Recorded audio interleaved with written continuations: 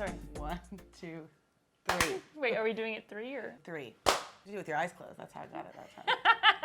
Okay, you ready? I did something weird with my tongue. I want you to keep that in right there. Okay, are you? Hello, everyone. Welcome to Off Air. I am Hannah. And I'm Kara. And I'm going to say it again. This is off air. I can't say it enough. Cannot. Don't you forget it. So let's talk today's topic. We are both journalists, and we thought we would answer questions about our jobs because we get a lot of them. And maybe some of them we can dispel some myths. So someone asked me on Instagram, do you prepare as much as reporters do for news stories, or do you just read what they give you and you're just like a host? As a reporter who is out in the rain and the freezing cold when she sits looking pretty in the studio, I loved this question. So, Kara, how much do you prepare? I'm just the dingbat anchor that sits there and reads like Ron Burgundy, right? And looks good doing it. No, we prepare a lot. So not only do we prepare for all of the news stories that are going to be in the newscast, but the ones that the reporters are doing too. So I begin my day by watching the 10 o'clock newscast from the night before. I open up my app and I watch it or listen to it. And what time is that at? 2 a.m. Yeah, 2 a.m. And so then I'll listen to, there's a great app called Skim, and they have like a Skim report, and I'll listen to that. And then I'll listen to maybe like a little NPR, a little CNN, ABC. So literally I get out of bed and it's like news, so I can just kind of soak up, soak it all up. We were talking about it earlier, like immigration reform, like complicated stuff. I can't just like whip out some facts. I mean, I have to really come home and read and read and read to understand it all. Yes. So yes, the answer is I prepare. I do not just read what is put in front of me. It's interesting. You become an expert every single day, and then it's all erased, and the next day you do another story, and you have to be an expert. Okay, next question. Next question. A lot of you guys also want to know, besides the actual facts and stories, I know that can be kind of boring. The important stuff. I know. You guys want to know if we do our own hair and makeup. That is the most asked question. I know. Has been since I started in the business. And? Here's the deal. We do our own hair and makeup. So if you message me and say my hair looks bad or my lipstick is too dark, yes, these are real emails. It's on me. Because I've had people say before, your lipstick's too dark. I don't know what your makeup artist is doing. And I'm like, my makeup artist? That's me. And also, who are these people sending these in? You were saying you just got a handwritten letter. Yeah. I've gotten that before too. Mm-hmm. People talk, it was like a dedicated handwritten letter talking about my appearance. The station will bring people in to show us how to, blend, colors to use, that sort of a thing. So we get some expert advice, but every morning we're doing it ourselves. And that's why I get up so early, because I do my hair and makeup before I blow dry my hair in the morning. I don't like to get ready the night before or anything like that.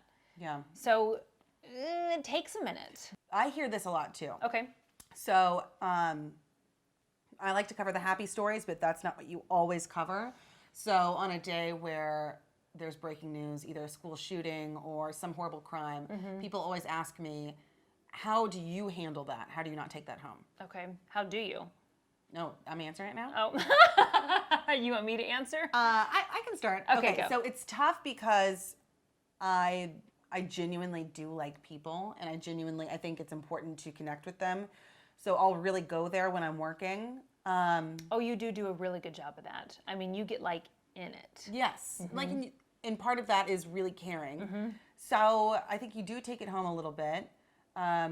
What I've started doing, I'd say in the last couple of years, because it was wearing on me, when I have a really tough story, I will lean into like the amazing things in my life. So when I go home after a tough day, I'll really think about how grateful I am for my fiance or my family or my friends or my dog, because I know how quickly those things that matter can be taken away, because I talk to people who've experienced that all the time. So lean into that and appreciate it. Mm-hmm. And I think that's what you have to do. People always ask us, have you ever messed up live on TV, and what do you do? I messed up really bad, and I had no idea that I did. You always sig out, and you say your name, where you are, and who you work for. Well, I was doing a story on the Arkansas River. In Kansas, we call it the Arkansas. The rest of the world calls it the Arkansas.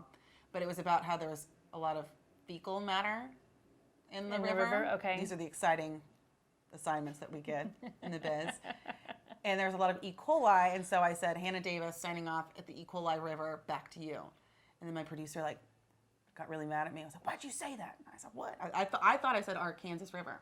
I don't thought think the E. coli if river. that's the worst moment you've had, you are amazing. I'm sure I've had worse. I know. Keep thinking on those. I will. I was told that Nelson Mandela had passed away, and oh my goodness, you know. And this was the time when, remember, he was ill for a long time, so people were kind of on this watch. Like, Right. we knew that he was going to pass, Right. and all these news agencies were watching for that alert that it had happened. This was he's an icon. Right. So Twitter was just kind of a thing, and so I'm like looking on Twitter, and I'm like, I don't really see anything about Nelson Mandela. So are you telling me that we are breaking this story, like small news market? Like, where are we getting this information from? But I was told I got it from such and such source, which I honestly don't remember quite what that was. And so I'm like, okay. And we said he was dead. And he very much wasn't. He was very much alive. So backpedal times 1,000, felt terrible. I know. Had to go back on and make, a retraction. Just kidding. He's alive. So when the news actually came down when he finally did pass away, I didn't even want to say it. I mean, I was like, You were scarred. are we? Yeah, I mean, really, I was. Let me tell you, I will never forget that, and she will never let me forget that. One of my favorite stories. One of my favorite stories ever. If you ever have a bad day, say, well, at least you didn't kill a beloved World leader. Yep, that is true. That was a low point in my career. Yeah. Okay. Yeah. Do you get nervous? Do you ever get nervous? And I think at this point, after 14 years for me, the answer is no. I remember getting nervous when I first started, as anyone would. And really, the biggest fear that you have is sounding like an idiot. It's nerve-wracking. Did this happen to you when my first live shot ever? First one ever. I was so excited and so nervous. I could actually feel, and I've never had that before, my heart pounding. Yeah. And I did the live shot, and it was pretty decent. And then I found out that my microphone wasn't working. I know, my very first one. But I went back into my news director's office, my news director at the time, and I said, well, what do you think? He goes, well, I couldn't hear you, but you look sweaty. So it was really good feedback that I've taken with me my entire career. I feel like we've talked about your sweatiness before. I know. Is this a running theme? I guess. I actually thought about that right before I shared that story. I was like, I sweat a lot. Yeah, you do. Yeah. But it means you're healthy. I don't think we get nervous anymore. But at the end of the day, if you take anything away from this, know that we're always trying not to sound like we don't know what we're talking about. We're trying to be coherent and look somewhat presentable and not kill beloved world leaders. God, that's just the basics of journalism. What is the one quality or the most important quality you think a journalist should have? Be a good listener. Be a good listener. Be a good listener. Because it's oftentimes when you're not talking and when you're really listening to what that person has to say, not thinking about what you're going to say next, but really listening to what they're saying, that you learn some incredible things. So what about you? I want to steal yours. Be a good listener, because when you're a good listener, it means you're really hearing what somebody's saying. And we've all been there just in conversations where you're talking and you can tell they're not really listening. They don't really get what you mean. When you really listen, you can understand a person or a story, and then you're able to communicate it. When you're communicating, talking to camera, any advice on, people think it's weird to sit here, like I could talk to a camera for hours now, maybe that's something wrong with me. What's your advice? How do you talk to a camera and communicate with people? I usually envision it as being someone that I know, like someone that I'm comfortable with or familiar with, that person is sitting on the other side. Yeah. So I'm usually speaking to like the one person, and then that makes me feel more comfortable. What about you? I had a mentor tell me once, and I think this mentor meant well. It sounds weird.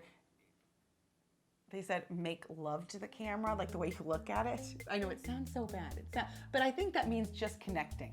It's like what you're saying. Oh, no, uh-oh. What is that is so creepy. Was this a guy? It was. We're not putting this in. Oh my gosh, are you kidding me? Ew. Okay, scratch that. I would say. That is weird. Make love to the camera? Yeah. Don't do that. Oh, American Prickers. Yes, I do. Okay. Yes! That was my first story ever with Nick. I think it was one of my first stories ever. Okay. Was it bad? It's good. Okay, so this is a story I'll never forget. This was a moment of triumph. Okay, is this going to be better than the other one? Which one was the other one? Oh, the E. coli? Yeah, that one kind of lame. Sorry, Carrie, I disappointed you. We're editing that out. My bad. Okay. You hear no a lot in this business, so how do you deal with that? We'll try and do a story, and people will say, no, we don't want to talk, la. Well, I wanted to do the story on this guy named M.T. Liggett. He's this folk artist in western Kansas. He's cuckoo out of his mind. He's since passed. Amazing guy. But he was getting national attention. American Pickers, the TV show. Okay. They were going to go to his place and look through it. I heard about this. I was a brand new reporter, and my producers allowed me to drive 2.5 hours out to this. We've driven the whole way out. There's no other story we're going to do. If this doesn't work out, nothing's going to work out. You're going to stop at the Dairy Queen and call it a day? That would sound good. But we were trying to do the story, and the producers from American Pickers wouldn't let me. They were Why? Because they were acting like this was the most top secret information ever, whatever episode they were shooting in western Kansas. It's get over yourselves. Nobody cares that much. And we're trying to get the word out. This is really cool that this dude's getting national attention. Right. Okay? Get over yourselves. Well, they didn't know that I had MT's cell phone because I had gone out and met up with him a couple weeks before with my dad. We were just driving by and we went and said hello. MT Liggett took a shine into me. Got a cell phone number. Can you blame him? Asked for his digits. And I got him. My dad was my wingman. It was amazing. But I got a hold of him. The producers were driving him around, and he's like, Hannah, they told me I can't talk to you. And I go, MT, no, you can. You're an adult. You get to choose. You get to choose. And he said, well, stop this man. Hannah's here. And he stopped, and he got out there, and I walked up to the little producer, and I gave her the bitchiest little smile. And I said, thank you. This won't take very long. One of the women that lived in the town was watching all this happen. Okay. And they were really excited, and the producers were rude to those women too. And she came up to me and she goes, American Pickers? More like American Prickers. But I got the story. It looked really good. I didn't have to, and I had just started reporting. Make a 5-hour round trip drive having brought back nothing. It's maybe one of the best wins I've ever had in my life. That's a huge win. That's a huge win, taking on the big network folk. Not even the big network, the small, The weird small cable channel network folk. Producer. I hope you watch this. High five. Okay, so if you have any more questions for us, you can comment below, but make sure you go ahead and like it and subscribe. And you know what? Forget about the first two. Just subscribe. If you're going to only do one thing, subscribe. Do all three. That'd be nice. Yeah. But just one. Okay. Subscribe. Forget what I said. Yeah, I mean Kara. nothing. She's the one that killed Nelson Mandela, so don't listen to her. Subscribe, and we'll see you next week.